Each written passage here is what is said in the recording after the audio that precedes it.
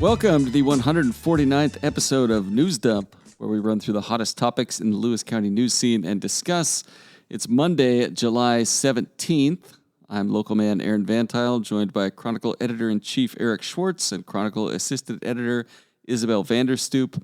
And we're joined in spirit by sponsors Summit Funding and The Roof Doctor. We are coming to you again on Monday, July 17th from our spider-free office. You can't guarantee Cron that. Tower. There are some cobwebs in here. Yeah.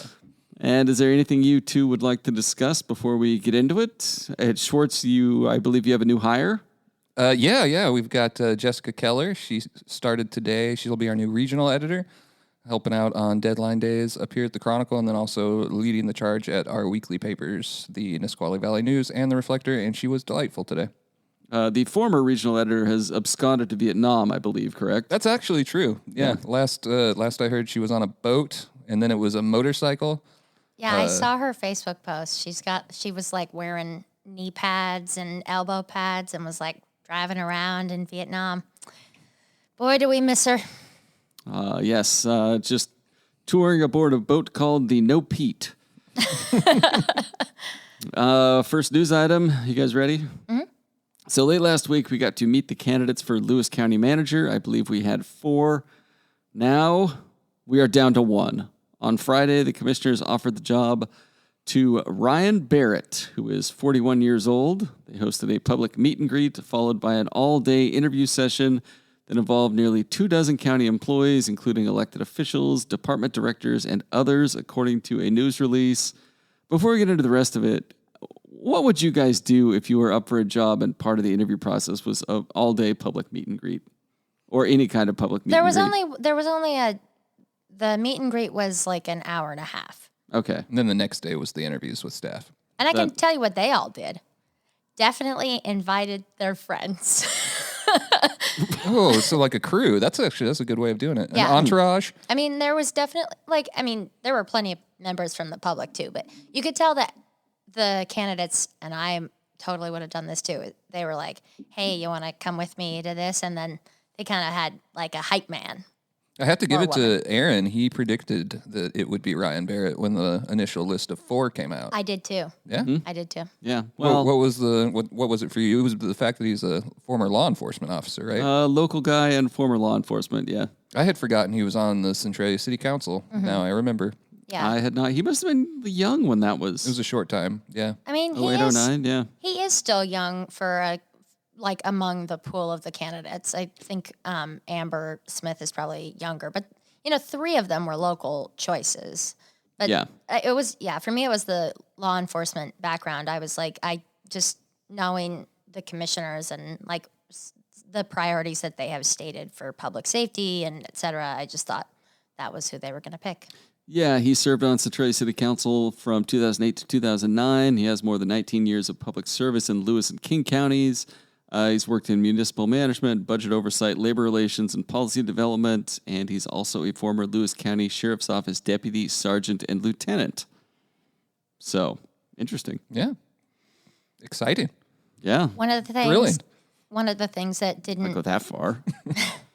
make it in the initial Meet the Candidates story was I asked him, like, as a county manager, how do you think you might balance the 3 Republican commissioners and different things that they want to do? And he was like, well, I'm a conservative, basically. I mean, he didn't say it as directly, but he was like, well, I'm pretty conservative myself. I don't think it'll be a problem. So that's a little just insight into him that didn't make the story. You're good. Okay. Next up, the coroner's office says Lewis County has seen 23 drug-related deaths this year. That's so far this year? Yeah, that's like year to date. Okay. This is the story. It's just on the latest county BOCC meeting. Yeah, so the coroner's office does a monthly update to the BOCC, but last month there was a staff member in the office who died. And then this month, it would have been on the 4th of July. So thanks to, actually, to give a little background, somebody had commented on the Chronicle's Facebook page. It said something like, I wish there was a kind of sirens-esque stats for like drug deaths and suicides and stuff. Yeah. And the coroner's office was like, well, we do share that information, but obviously nobody's just going to come to these once a month public meetings in front of the BOCC. So now the coroner's office has started sending us these notes every year or every month too. And so even though they didn't have the meetings, I got a pretty comprehensive look at the year-to-date case numbers and just different stuff that's like going on in the coroner's office. And I'm really appreciative of that because I think it's a nice little like insight into that. And it's a really easy way for us to get that information out there. And I know people really care about this, obviously. So Yeah. So cool. Warren McLeod walked into the commissioners' meeting, and he's got a big scoreboard up on the wall, right? And he just went over and like added a couple tally marks to it. Yeah. Kind of like the rainouts board down in the sports department. Yeah, I think he's that cavalier about it, I'm Yeah. sure. I'm just glad you're taking it seriously. I take everything seriously. In other county news, the coroner's office requested a budget increase of $130,000 because death, like all things, is subject to inflation. Good note, Isabel. Thanks. Burials, moving bodies, autopsies, and toxicology tests are subject to inflation, like everything. Oh, sorry, I didn't realize that I put that in there twice. My bad. Oh, it's okay. Mortuary prices are also up. And last year, the office spent a total of $221,551, and this would be on top of that, I'm assuming. Yeah. Warren McLeod said, due to increase in the cost and number of autopsies, the increase in cost and the number of transports, and the increase in cost and the number of cases requiring toxicology testing as an explanation for the increase. He's probably right. These notes were kind of you did a really good job because I did not, Nice job interpreting Thank you. I would, you know what, I would probably do what Warren says on this. He's not the type to spend frivolously or anything like that, it doesn't sound like. Yeah, he's made his fiscal conservatism pretty clear in his reign, I would say. I always like to point out that the times I have seen Warren McLeod in public, not on the clock, presumably, he was walking through a grocery store listening to his scanner. Wow. I think he's a pretty dedicated guy, and he's a dedicated commenter on Facebook. We Yeah, see him in the yeah. comments on unrelated things. And a more serious note, that number's up now. I mean, we had an overdose in the Safeway parking lot on, last Friday. Yeah. It could be 2 because the other person was transported with not injuries, but yeah. So It's that number's 24, 25 now. we're on track to break the all-time record for a year. And remember, this is year to date, so just in 2023, not like in the last 12 months.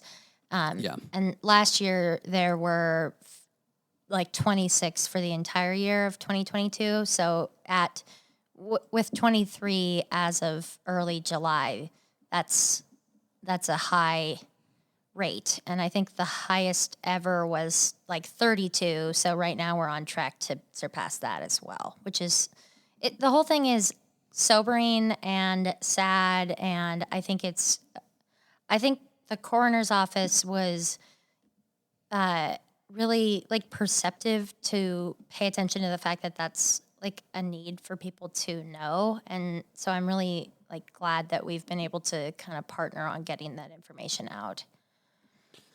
Yeah. Next item. Flamingos flock to Centralia for final fundraiser of Europe-bound Girl Scouts for the third year in a row. A fundraiser by Girl Scout Troop 41050 involved them putting up flocks of plastic lawn flamingos secretly outside local homes after donations from people looking to prank their friends and family. Flocks fly to any yard in Centralia to roost for 24 hours from now until July 31st and will usually arrive in the yards after dark. Funds go towards the Girl Scouts troops' trip to London and Paris for 4 days each in the summer of 2024. For the first time this year, flocking fiduciaries can also purchase flamingo sugar cookies with their orders. Did either of you guys get flocked this weekend? Nah. I didn't, and I don't live in the Centralia city limits, though, so I can't. Oh, I can't sick be. brag. You don't either. What's this? I think I'm close enough. Aaron, do you No, recall what but a you group don't. of flamingos is called? Because Isabel taught me this, I believe, last time you wrote about it. I do not. It's a flamboyance. Yeah. Oh, that's good. I like that. Yeah. Also, this gave me an idea. What if the news dump for $500 will put a tire pile on the front yard of your enemy? Oh, Hell yeah, brother. They have to pay for us to take the tire pile off. Well, no, because then I would just pay to Where have does it the put money in go? Pete's front yard, and then he would not notice it for weeks. Where's the money go? To the news dump, to improving this room. We'll give it to charity. Yeah, well, To send us on a vacation to Europe. I got a couple tires at home. yeah. How many tires constitutes a pile?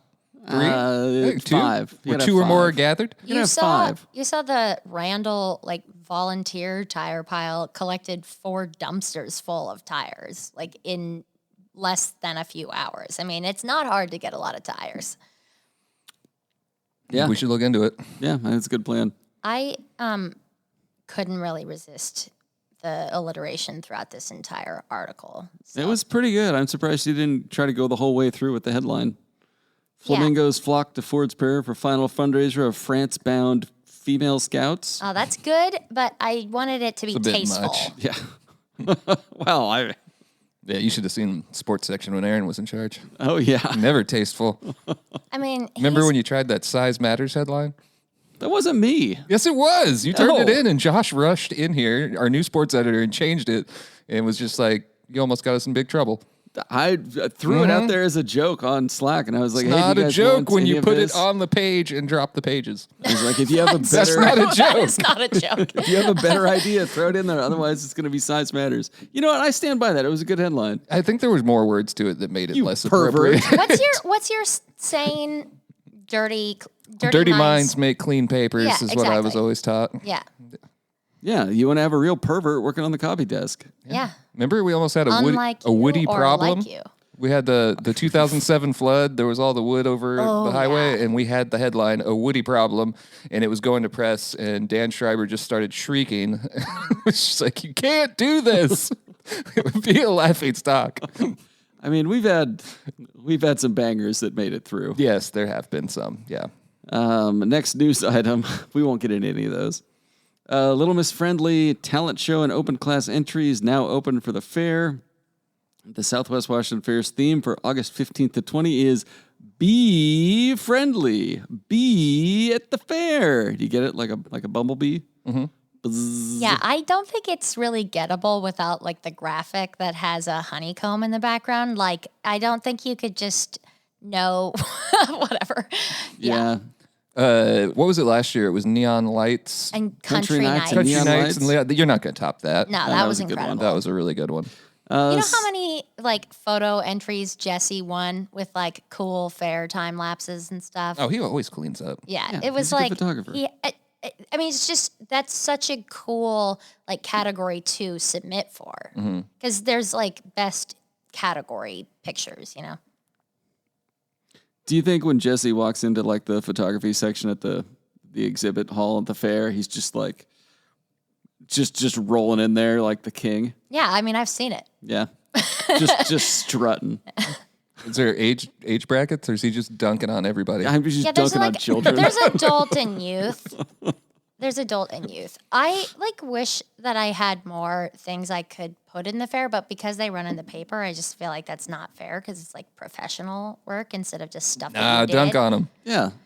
Jesse was a newspaper guy, and he'd do that. Yeah, but he didn't submit stuff that he also took on the job for the Chronicle. You know If what I he mean? thought there would have been a $7 grand champion prize to go with it, he would have. I feel like if we did it, it'd have to be as the Chronicle. You know what I mean? Nah, just dump him in just- there. Yeah, and then we'll write a story about it. Are you serious? Yeah. I think content some cycle will discretion is continue. wise, but your Beak of the Week stuff, What about stuff the that. lightning one? Yeah, Because that's my best photo. And of the also year. those that photo you took at midnight. I mean, Yeah. when are you off the clock?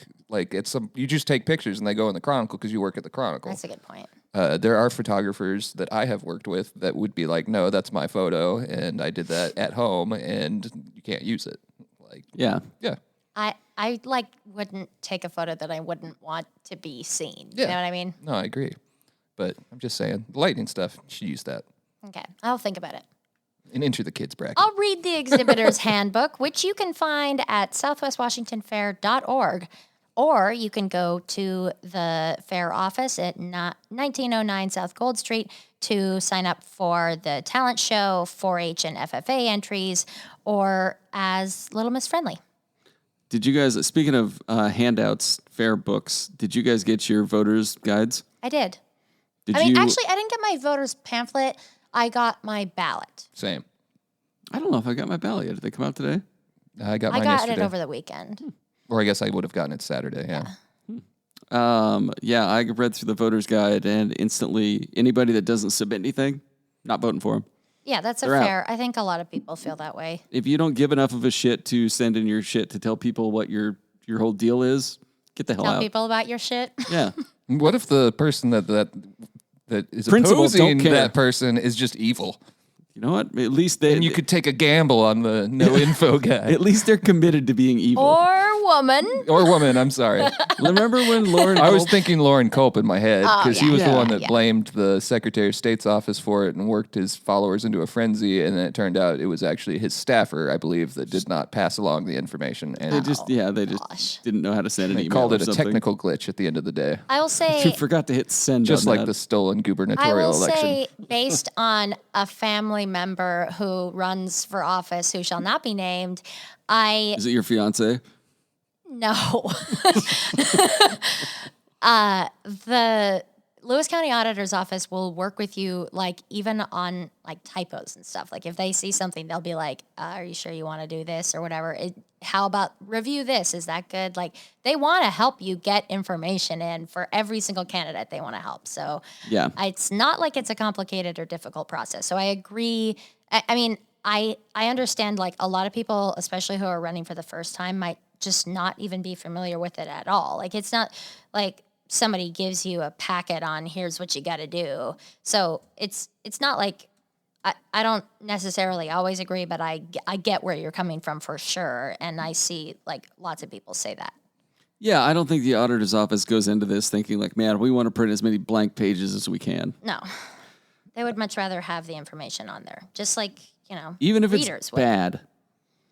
For both the fair and the elections, we will have coverage in the next few weeks. Earlier for the elections, the primaries, races that have 3 or more candidates. And then Isabel is heading up our fair guide this year, which I very much appreciate because I have run out of gas on it. I'm just kind of I'm not throwing heat anymore. So if you just trying to think get the 'em out fair on tab junk and sucks, just you throw could junk. you could just not say something about it. That would be cool. I'm sure it will be very good. But yeah. Next news item. Fed up with turmoil, a group of conservatives in Lewis County form new coalition. After forming in January, the Conservative Coalition of Lewis County wants to start welcoming politicians, citizens, and anyone else to their meetings on the 4th Monday of each month at the Chehalis Eagles building. Dinner starts at 6 p.m. Last month, the group hosted Senate Minority Leader John Braun, Republican from Centralia, who spoke, quote, about unity to around 45 attendees, the board members said. The group's board has 7 members, 3 of whom are former Lewis County Republican executive board members. Brandon Svensson, who is the county party chair, called the new group, quote, third party-ish. Both he and the new group's members interviewed agreed that the differences between them, for lack of a more neutral way to describe it, comes down to, quote, agreeableness. That's what Brandon said. Like, he was like, agreeable people get stepped on, basically. I mean, that's kind of not surprising to me anymore. That's kind of where the main core of the Republican Party has gone. It's kind of to echo the tone and message of Donald Trump.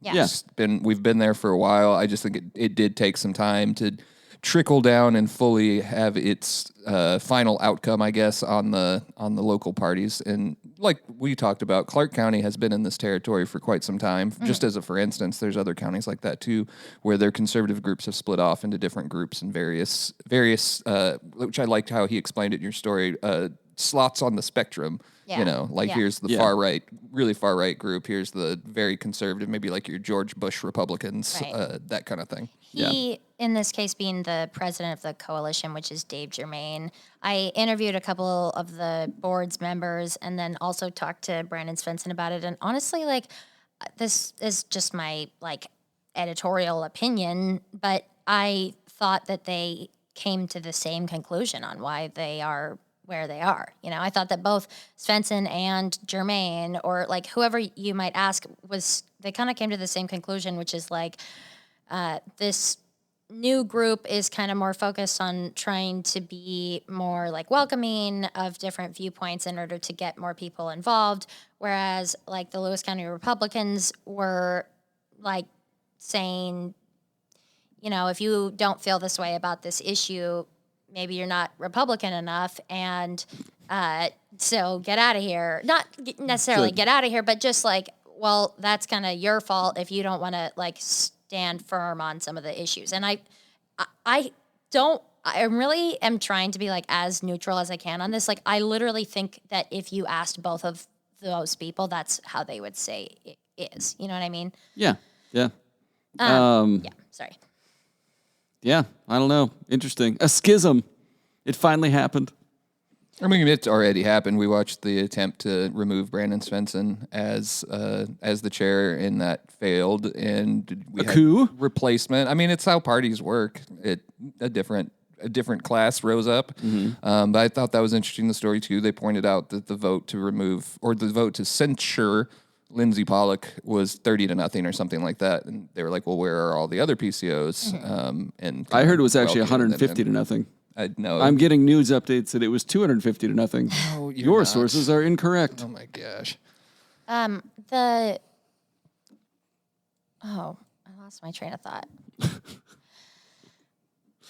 I don't know. It's an interesting thing, I guess. I remember now. Svensson said, and I wish that I found a place to like put this in the story, but I didn't. But one of the quotes that he gave me was like, "There's been a lot of division in the Lewis County Republicans, like long before he showed up. You know, that this kind of thing has been brewing on sort of a national scale and like more and more locally for a long time, and that now it's very obvious and lots of people can name it and see it in their own like locales. But yeah, I mean, that's just how politics works, just like you were saying." Okay. There was a quote that I thought was kind of interesting from one of the board members, Frank Corbin, board members on the Conservative Coalition. He said, like, "For the first time in my adult life of being a very loyal and active Republican, I have felt in Lewis County in the last couple of years, I felt without a home." And so, yeah, anyways, I just kind of thought that really well illustrated the whole feeling of this new group. And I thought that maybe we could call Frank and tell him about the roof doctor, because they would put a roof over his head and make him feel like at home. He would feel at home. Yeah, and if you want to call the roof doctor, you can dial him up at 360-736-0246. If you're here locally, visit theroofdoctor.com, I believe is the website name. They do offer free estimates, and they are a family-owned business serving Lewis County and the extended area for over 50 years. Well, over don't 50, take since my word for it. 1959. Oh, am I supposed to read a review here? Do you have some I told you reviews? they're not like updating the reviews. They're the same on the beautiful new website where you can find all their locations, contact them in several different ways. Find a step-by-step guide to getting your new roof or your roof repaired, or just a free estimate. Like, you know, maybe you don't even know if your roof needs work. You just call them out and have them take a look at it. They'll be like, "Sick roof, bro." Yeah, they'll You're be like, good. "No, that roof's good." Mm-hmm. Yeah, if it was done by the roof doctor, like, 20 years ago or something. Yeah. All right. And with that, we're going to take a quick break. Hi, this is Jasek from Summit Funding. Here's what a recent client is saying about us. Hi, this is Chad Taylor. Have you been thinking about purchasing or refinancing your current home? The team at Summit Funding is the best in class. Looking for a conventional FHA, VA, USDA, jumbo, or even a reverse mortgage? Trust the team at Summit Funding. Corley and I did, and we couldn't be happier. Thank you to all of our past clients. If you have any questions, give us a call at 360-330-4037. All right, we're back, and it's time for segments, starting with Tales from the Takes page, a.k.a. the opinion section. And first up, we've got a column from Julie McDonald. This is part 1 of 2, I believe, called My Conversation with Congressional Candidate Joe Kent, part 1. Julie sat down with Joe Kent and was sympathetic about the challenges of his life, including the loss of his wife. But she is not going to vote for him. She debunked several of his claims about what he called the, quote, rigged 2020 presidential election, and I'm sure did some more interesting reporting and writing on this, but as it deals with Joe Kent, I declined to read it. I think you should. I really think you should. I thought it was very interesting. She kind of gave him like a hostile interview, it sounds like, and she quotes some of what she said as well as what he said, and there's going to be a second part, and I thought just getting her perspective on it was really blunt, and it was interesting. And it's like, I'll show my opinion here just because there are big issues. Like, Kent calls the insurrection at the Capitol, which, okay, if you don't want to call it an insurrection and call it a riot or something like that, I get that. But he called it a Trump rally. So there's a little disconnect there. I really appreciated Julie's approach to the interview. She was pretty tough in terms of both how she asked the questions, how she responded to his answers, and how she ended up writing this part one. The thing that's going to happen probably is somebody will tweet it out and call Julie a liberal, that she's woke. It's pretty funny to me. It wouldn't be funny to a lot of people that don't know Julie, but she's like Miss GOP in this area for the longest time after her writing career, actively campaigning for national candidates, congressional candidates, 3rd District Republican candidates. She just didn't want to go along with the music in 2016, and I know there are a lot of Republicans that did not want to do that. I think it's largely why we have a Democrat in Congress right now. And this brings us back to the previous conversation about this new coalition and the divide in the party. It's like you're going to split into maybe 2 different parties, and then people are going to vote for the one that is a whole party. Yeah. And it's not that there isn't a lot of division in the Democratic Party, too. Obviously there is, but I think that if I were a conservative candidate, I would want to read this story, and I would want to understand why someone like her is not on board. Mm-hmm.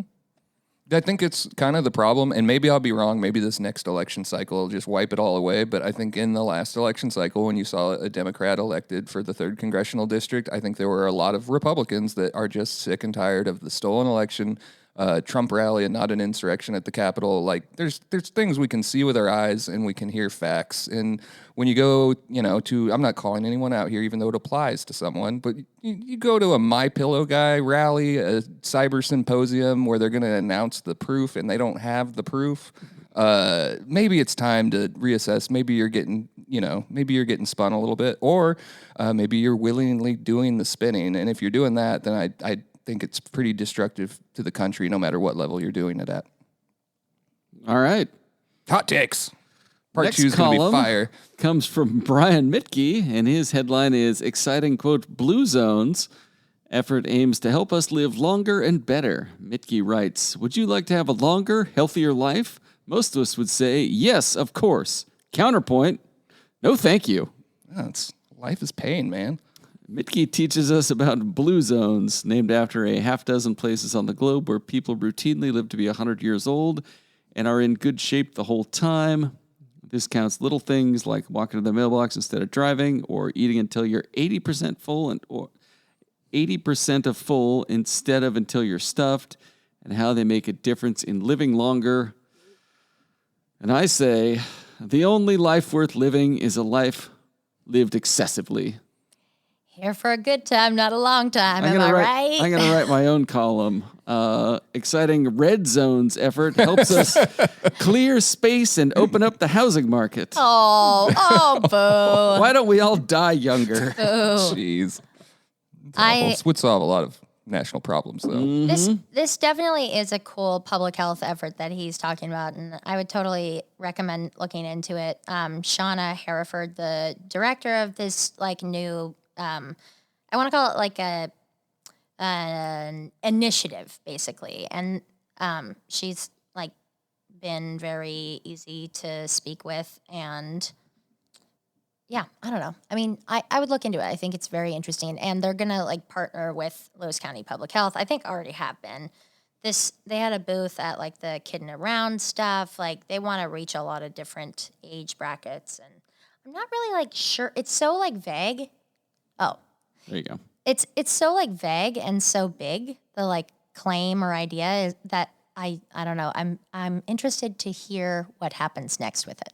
Lost me at 80% full. How are you supposed to know you're 80% full?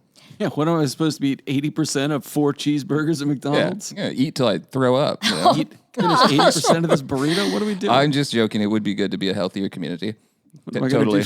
Drink 80% of this bottle of whiskey? I think not. Sometimes, like, you guys, I think that if people didn't know you in person, they would think you were in your 20s. It's fine. You're telling us immature with more words. No. What are you getting at? Just your lifestyle. Just like the way that you talk about like food and drinking. You know what I mean? Uh-huh. Not your How like old political do you think opinions. we are? Yeah. Come on. Aaron's like in his 40s. I am 40.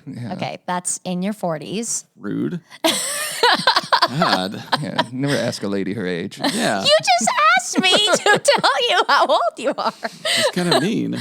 I'm sorry. No, actually, the Blue Zone thing is good. I think more people should get out and, just walk to the goddamn mailbox. Walk to the store. Just go for a walk.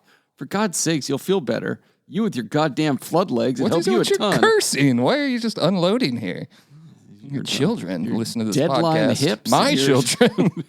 I think I'm sorry if I hurt your feelings. I didn't mean to. I just was like trying to give you a little heckling about the fact that you guys like to go out and drink, but everyone does. Go out and drink. I don't do that. we can go out to drink. We're both at our separate respective homes by like 6:30. Yeah, that's old person style. Yeah. Yeah. It's have one beer and bitch about the Mariners and whatever Matt Calkins is talking about in the Seattle Times. Second Matt Calkins reference in a week. He's going to hear it this time. I know. And then we complain about the reporters and then we go home. Like I said, I'm just trying to give you a little heckle. Yeah, you know what? That's fair. Our next Tales from the Takes page item, I threw this on here.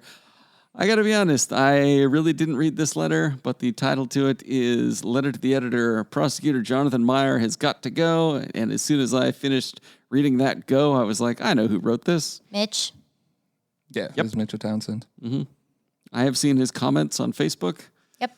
He's And definitely been the most vocal in, just my opinion, trying to kind of move the spotlight from the sheriff's office on the Aaron Christensen case to the prosecutor's office, yeah. which I've seen that take out there. I would rather segue and talk about the fact that the Aaron Christensen case made the Wall Street Journal last week. I thought that was awesome. Good story. Yeah.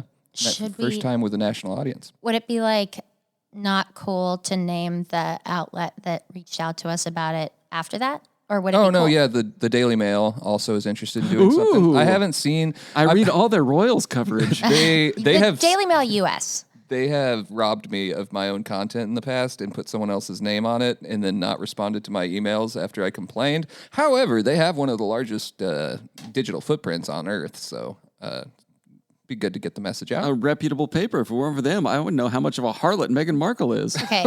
I still think it's really interesting, especially like the attention on the national scale for this local case that we've been talking about literally since October or September of last year. Like, it's interesting that they Yeah, care. it is. It's great that it's getting this kind of audience. I just did a search, and the Daily Mail did do their story one day ago. New York Post did a story 7 hours ago. Oh. Ooh. So we kind of thought that once, a New York Times or Wall Street Journal or Washington Post or something like that breaks it, then there's other outlets that follow as a course of just how they operate.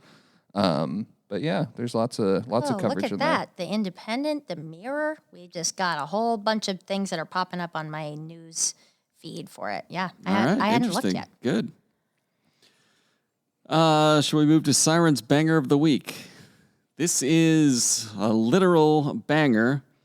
A caller from South Market Boulevard on July 12th told police in Chehalis that there were, quote, 2 homeless people having sex inside a black Ford Expedition that was, quote, covered in garbage and tarps. Caller told police, if you don't do something about it, I'm going to throw a firework mortar underneath the car. But the caller was directed not to do that by officers. Yeah, that one was, I kind of knew that was going to end up on the show notes as soon as I saw that one. Isabel actually put that on there. Oh, that's great. Good job, Isabel. I just directed not to do that. How did they know they were homeless? Yeah, I don't know. I mean, Yeah, maybe they were just 2 people that found an abandoned car and were like, hey, this is where we're going. it's 6:30 a.m. and it is Thursday. What are we going to do? I don't know. I mean, this is kind of like both gross and sad in every feeling, but I thought it was like also. There's it nothing made you gross laugh about a two little. people being in love. Okay. We also had the report at... Well, I guess the garbage and tarps is kind of gross. gross. I mean, and you're in public. It was covered in garbage and tarps. Why was this pervert watching? It's a love story. Okay. 6:30 in the morning. This guy's just out cruising the streets looking for people hooking up in cars. Call the police on him or her. Okay. Kids around, maybe. Come on. 6:30 in the morning. It's summer. I'm going to circle back because I'm reading the Daily Mail thing, and it is citing the Wall Street Journal story Of throughout. course. Yeah, Yeah, of it's course. aggregation. Of course. That makes more sense for an international publication. Do you guys want to go back to the Sirens Banger of the Week and Dirty Mike and his wife or something else? They did give Emily credit for the Brandy Faye photo, though. There was, what was I going to say? Oh, there was one in Sirens today of a guy that had drones flying over his property, and he told the dispatcher he was going to shoot him down, and they were like, you probably shouldn't do that because it's illegal to discharge a weapon in the facility. So Did he do it? I was just wondering if it was Cron Air. I hope it wasn't Cron Air. He wasn't going to hit him. I don't know. The thing about drones is they're a moving target and they're in the sky. Yeah, but Lewis County residents are sharpshooters. So Just firing randomly into the sky. yeah, just firing randomly into the sky.